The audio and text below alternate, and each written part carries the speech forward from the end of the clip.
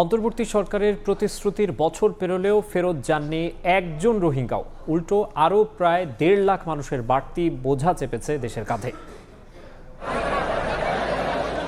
ইফতার সামনে রেখে লাখো রোহিঙ্গার উপস্থিতি, পাশে জাতিসংঘের মহাসচিব। ২০২৫ সালের ১৪ মার্চ উখিয়ার রোহিঙ্গা ক্যাম্পে সেই সমাবেশে অন্তর্বর্তী সরকারের উপদেষ্টা ডক্টর মোহাম্মদ ইউনুস দিয়েছিলেন বড় প্রতিশ্রুতি। সাম্যর বছর ঈদের সময় যেন অনার বাড়িতে তাই এই ঘোষণায় আশায় বুক বেঁধেছিলেন কক্সবাজারের ৩৩টি ক্যাম্পে থাকা ১২ লাখের বেশি রোহিঙ্গা। কিন্তু ১ বছর পেরিয়ে গেল, নেই প্রত্যাবাসনের কোনো দৃশ্যমান অগ্রগতি। মহাসচিব জেনিভা যে বৈঠকে ডক্টর ইউনুস আমেরিকা যে বৈঠকে রোহিঙ্গা কেমত তাগিয়ে ওয়াদা দিল না বইয়ার উড়াত তাগিয়ে গই। বাংলাদেশ সরকার একাধিকবার প্রত্যাবাসনের উদ্যোগ নিলেও নাগরিকত্ব ও নিরাপত্তার নিশ্চয়তা না থাকায় তা আলুর মুখ দেখেন। ৯১-৯২ মাস জিল্লা করে আছে বিএনপি সরকার ফসা দিয়ে হারাবে। এবারও তো আছে বিএনপি সরকার সারা বেশি খুশি হয়ে হারে আছে সকলে এর যাবে নিয়ে আশা করি। বর্তমান সরকার নতুন সরকার দায়িত্ব নিয়েছেন, তাদের কোনো নিজস্ব পলিসি থাকলে হয়তো এটা রেজাল্ট আসতে পারে। এদিকে ক্যাম্পগুলোতে বাড়ছে সংকট। জ্বালানি ঘাটতির পাশাপাশি আন্তর্জাতিক তহবিল কমে যাওয়ায় দেখা দিয়েছে খাদ্য সংকটও। আমরা আমাদের সীমান্তেও রোহিঙ্গাদের জড়ো হওয়ার সংবাদ পাচ্ছি, তো এটা আমাদের জন্য খুব একটি ভালো সংবাদ নয় আর কি। ঈদ আসে ঈদ যায়, কিন্তু বদলায় না রোহিঙ্গাদের ভাগ্য। প্রতিশ্রুতির পরও যখন সৈন্য প্রত্যাবাসন, তখন প্রশ্ন একটাই, আর কত অপেক্ষা? সুজাউদ্দিন রুবেল, সময় সংবাদ, কক্সবাজার। রাজধানীকে মশা, আবর্জনা ও যানজট মুক্ত করতে এলাকা ভিত্তিক সামাজিক আন্দোলন গড়ে তোলার আহ্বান জানিয়েছেন দক্ষিণ সিটির প্রশাসক আব্দুস সালাম। দুপুরে হাজারীবাগ থানা বিএনপির উদ্যোগে ঈদ উপহার বিতরণ অনুষ্ঠানে তিনি বলেন, পরিচ্ছন্ন নগরী গড়তে সিটি কর্পোরেশনের সঙ্গে স্থানীয় জনগণ ও সামাজিক সংগঠনের সক্রিয় অংশগ্রহণ জরুরি। এদিন সুবিধাবঞ্চিত প্রায় ২০০ মানুষের মাঝে ঈদ উপহার বিতরণ করা হয়।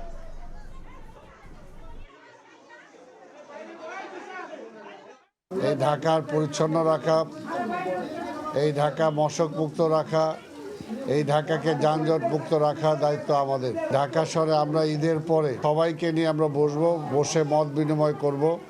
সিটি কর্পোরেশনের উদ্যোগে এলাকা ভিত্তিক একটা সামাজিক আন্দোলন আমরা গড়ে তুলতে চাই, যে ঢাকা আমার, আমি বদলালে ঢাকা বদলাবে।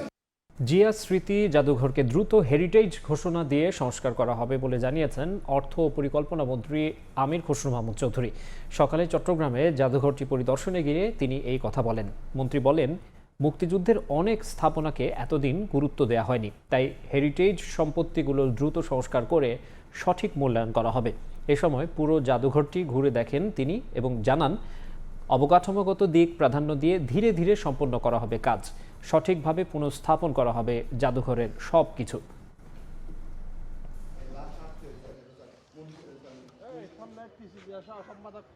জাদুঘর হিসাবে যেটা আগে ছিল, এটা করতে গেলে স্ট্রাকচারাল বিষয়টাকে অ্যাড্রেস করার পরে বাকি পরিবর্তনগুলো এখানে আনতে হবে ক্রমান্বয়ে, এবং যত তাড়াতাড়ি সম্ভব আমি সাথে কথা বলবো। আমাদের সংস্কৃতি মন্ত্রণালয় মাননীয় মন্ত্রী যারা আছেন এবং দায়িত্বে যারা আছেন, জাদুঘরের সাথে কথা বলবো।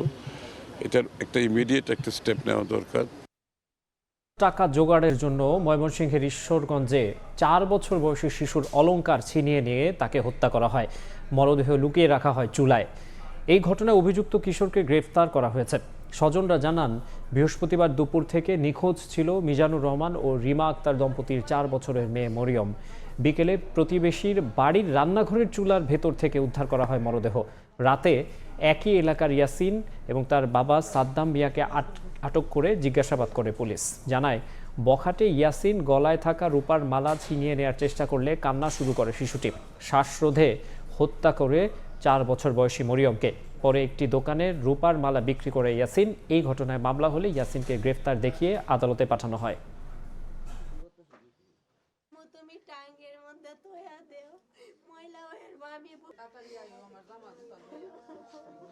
দেশের আকাশে পবিত্র শাওয়াল মাসের চাঁদ দেখা গেছে। এই মুহূর্তে কক্সবাজারে আছেন সহকর্মী সুজাউদ্দিন রুবেল। আমরা সরাসরি চলে যাচ্ছি তার কাছে। রুবেল, পবিত্র শাওয়াল মাসের চাঁদ দেখা গিয়েছে। সেই ক্ষেত্রে ঈদ উল ফিতরের যে সময়সূচি, সেটি কাল পবিত্র ঈদ। তবে গতকাল থেকে নির্ধারিত হয়েছিল, জাতীয় চাঁদ দেখা কমিটি পবিত্র ঈদের যে সময় সেটি নির্ধারণ করেছিল, শনিবার ঈদ উদযাপন হবে। সেক্ষেত্রে সবাইকে ঈদের শুভেচ্ছা। আমরা লক্ষ্য করছি এখনও সাগরের যে কক্সবাজার সমুদ্র সৈকতের যে আকাশে সে চাঁদটি দেখা যাচ্ছে, কখনো মেঘে ঢাকা পড়ছে, আবার কখনো সে চাঁদটি দেখা যাচ্ছে শাওয়াল মাসের। অনেক পর্যটক কক্সবাজার সমুদ্র সৈকতে এখন অপেক্ষা করছে এবং সবাই চাঁদের দিকে তাকিয়ে আছে। সবাই অনেক খুশি। আমরা এখানে দেখতে পেয়েছি যে পর্যটক যারা এসেছেন দেশের দূর দূরান্ত থেকে, তারা এই চাঁদ সঙ্গে ছবি তুলছেন, যখনই সুযোগ পাচ্ছেন, যখন মেঘ সরে যাচ্ছে তখনই চাঁদ দেখে হই হুল্লোড় করছেন, অনেকে গান ছেড়ে দিয়েছেন সাগর পাড়ে, আবার অনেকে আমরা লক্ষ্য করছি সে চাঁদের দিকে দেখে অনেকে ছবি তুলছেন। এভাবে কিন্তু আনন্দঘন যে ঈদের যে আনন্দ, সেই আনন্দ কিন্তু উপভোগ করছেন দেশের দূর দূরান্ত থেকে আসা যারা পর্যটক বা স্থানীয় দর্শনার্থী রয়েছে তারা। কিন্তু কখনো আনন্দ আবার ব্যাঘাত ঘটাচ্ছে যখন মেঘে এসে যখন চাঁদটি আবার লুকিয়ে যাচ্ছে, সেই অবস্থায় কিন্তু আবার কিছুটা হলো লোকজন যারা এসেছেন তারা কিন্তু একটু স্বস্তিতে যে পরিণত হচ্ছে অস্বস্তিতে। তবে এখন পর্যন্ত সবাই খুব ঈদ উৎসব। আমরা জানি কক্সবাজার সমুদ্র সৈকতে যে কক্সবাজারের যে বড় ঈদগাহ ময়দান আছে, সেই ঈদগাহ ময়দানে আগামীকাল সকাল 8টা এবং 9টায় 2 দফায় কিন্তু ঈদের জামাত অনুষ্ঠিত হবে এবং সবাই ঈদ উদযাপন করবেন। তো এই ছিল আমার কাছে কক্সবাজার সৈকত থেকে সবশেষ। ধন্যবাদ সুজাউদ্দিন রুবেল। দেশের আকাশে পবিত্র শাওয়াল মাসের চাঁদ দেখা গেছে। কক্সবাজার থেকে যুক্ত হয়ে সবশেষ খবর জানাচ্ছিলেন সুজাউদ্দিন রুবেল। খেলার খবর, সিঙ্গাপুরের বিপক্ষে এশিয়ান কাপ বাছাইয়ে নিজেদের শেষ ম্যাচ ও ভিয়েতনামের বিপক্ষে ফিফা প্রীতি ম্যাচের জন্য 23 সদস্যের দল ঘোষণা করেছে বাফুফে।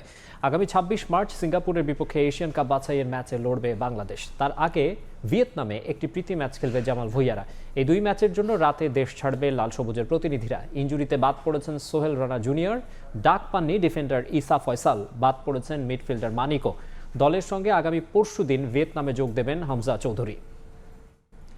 এই ছিল সময় সংবাদে। এরপর দেখবেন সন্ধ্যার সময়, সঙ্গে থাকবেন জাফর সাদিক। জাফর, আপনাকে ঈদ উল ফিতরের শুভেচ্ছা। আপনাকেও মাকসুম। সন্ধ্যার সময় নিয়ে আসছি কিছুক্ষণ পর, সঙ্গে থাকুন সময়।